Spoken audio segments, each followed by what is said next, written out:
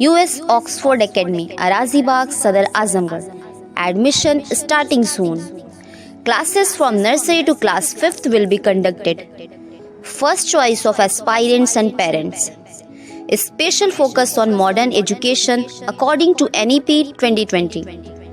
Away from crowd, affordable fees, well-maintained school campus, availability of transportation, water, AC and best teaching faculty. Decide yourself once before choosing any other school. Special features of the subjects: learning through experienced and capable teachers using computer and smart technology. Remedial teaching and extra classes for the weaker students. Regular parent-teacher meetings. Proper arrangement for RO mineral water. Focused on physical and mental development of the students. Competitions like debates, writing and other academic contests. Proper organization for outdoor, indoor sports and games. A special emphasis on practical learning. A special focus on the English medium curriculum for the best future. Take a step towards realizing your hope. For more information, contact now 9956556163. Address: US Oxford Academy, Arazibagh, Sadar Azamgarh. Samriddh Bharat under Bharat Swabhiman Education for the Liberation for India is not a preparation of life, but education itself is life. इस दीपावली जगमगाए आपकी खुशियों के साथ आपके घर। हमारे शानदार gold और डायमंड के कलेक्शन के साथ बनाएं इस त्योहार को और भी खास।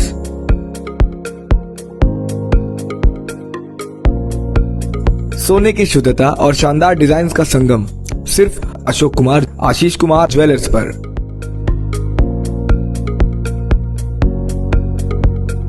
इस दिवाली पाएं खास डिस्काउंट और फेस्टिवल ऑफर्स।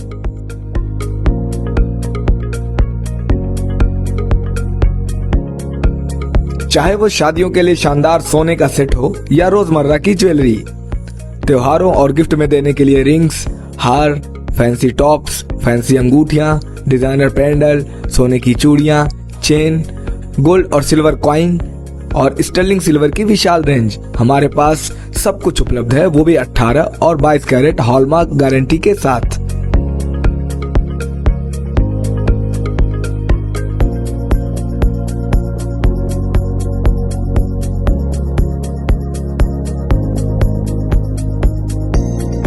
हमारे यहाँ सोने और चांदी के जेवर ऑर्डर देने पर पूर्ण शुद्धता की गारंटी के साथ हमारी निगरानी में तैयार किए जाते हैं। और तो और हमारे यहाँ 100% चांदी की गारंटी के साथ बर्तनों की विशाल रेंज भी उपलब्ध है।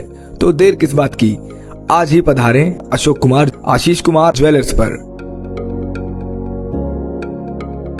तो इस दिवाली अपनी और अपनों की खुशियों को चमकाएं अशोक कुमार आशीष कुमार ज्वेलर्स की खास ज्वेलरी के साथ।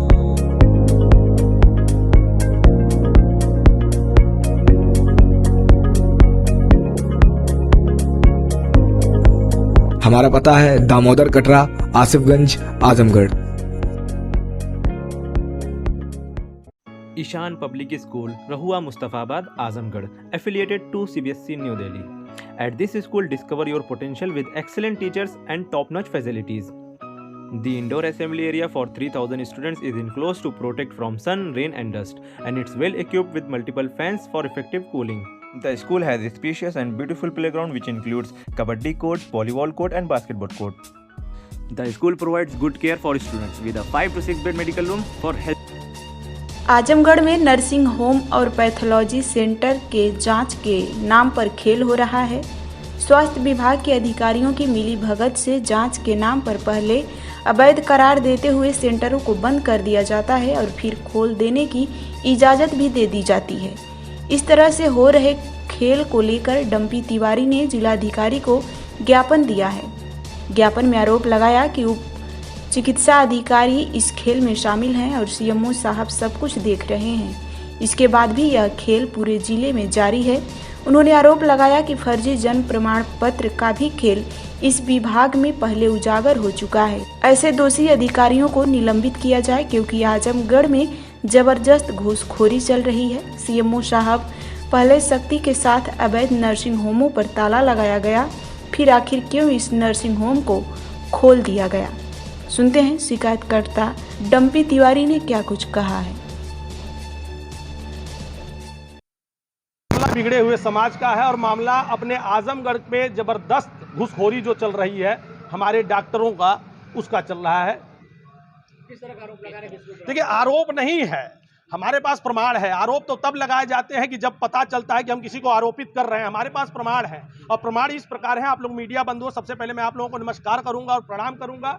और सबसे पहली बात मैं बताना चाहता हूं कि जो अभी आजमगढ़ में कुछ दिन पहले आप ही लोगों के माध्यम से सुना गया कि जगह जगह पर पैथोलॉजी पर और नर्सिंग होमों पर सख्ती से सीएमओ साहब का और डिप्टी सीएमओ साहब का ताला लगा और ताला लगाने के बाद उनको अवैध रूप देकर बंद कर दिया गया। लेकिन कुछ ही दिन बाद अवैध वसूली करके, मैं खुल के नाम लेना चाहता हूं कि जो हमारे मुख्य चिकित्सा अधिकारी हैं, उप मुख्य चिकित्सा अधिकारी अरविंद चौधरी जी, अब बताइए जिसपे ताला लग गया, जिसपे बैन हो गया, उसको फिर क्यों ओपन किया गया? इसका मतलब अवैध वसूली की गई है और इस प्रकार की अवैध वसूलियां पूरे जिले में चल रही है। तो कैसे आमजन कैसे खुश रहेगा? और ये अपनी ड्यूटी कहां कर रहे हैं?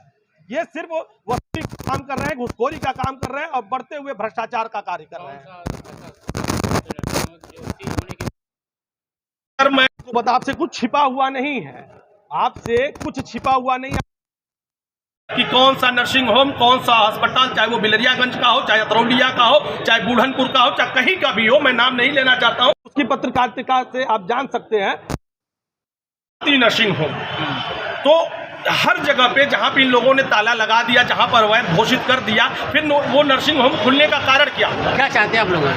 देखिए, अभी महनाजपुर का भी एक नर्सिंग होम है जिसको बंद किया गया पूर्ण रूप से।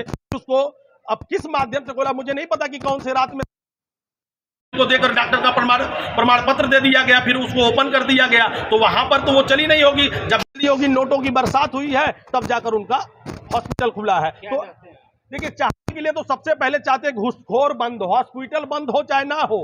अगर गलती लापरवाही डिप्टी जो हमारे उप मुख्य चिकित्सा अधिकारी हैं अरविंद चौधरी जी, उनको हटाया जाए पूर्ण रूप, तत्कालीन रूप से, चाहे वो डीएम करे, चाहे सीएमओ साहब करे, तत्कालीन रूप से उनको ये संवैधानिक रूप से जो उनको अर्थदंड लगे, जो उनके ऊपर कारावास लगे, वो तुरंत करनी चाहिए। में नहीं, राज्य में नहीं, गांव में नहीं, कहीं नहीं मान्य रखे जाएंगे। डीएम साहब से मिला गया, हमारे साथ हमारे बड़े श्रेष्ठ भाई लोग हैं, इन्होंने किया गया और कहीं ना कहीं आप मीडिया बंधु को बुलाकर हम लोग सोचे कि इस बात को साझा किया जाए कि समाज में उगते इस प्रकार के राक्षसों का कैसे किया जाए, इस प्रकार भ्रष्टाचारियों के ऊपर अंकुश कैसे लगाया जाए। तो देखिए, रही है, अगर सरकार खत्म कर रही है तो बहुत अच्छी बात है। तो ये कहां से उग रहे हैं? जड़ से काटिए ना। तो ये बात हम तो लखनऊ तक लेकर चलेंगे कि अगर भ्रष्टाचार समाप्त किए जा रहे हैं तो ये कहां से उग रहे हैं? इनके ऊपर कौन सा फिनाइल और कौन सा आप कीटनाशक दवाइयों का प्रयोग करेंगे? लगातार सरकार पे भ्रष्टाचारी, इनको पूर्ण रूप से बर्खास्त किया, चाहे वो करना चाहिए। तो उसके बाद जो हमारी संगठन लोग हैं, कहीं ना कहीं धरना प्रदर्शन करने का कार्य करेंगे।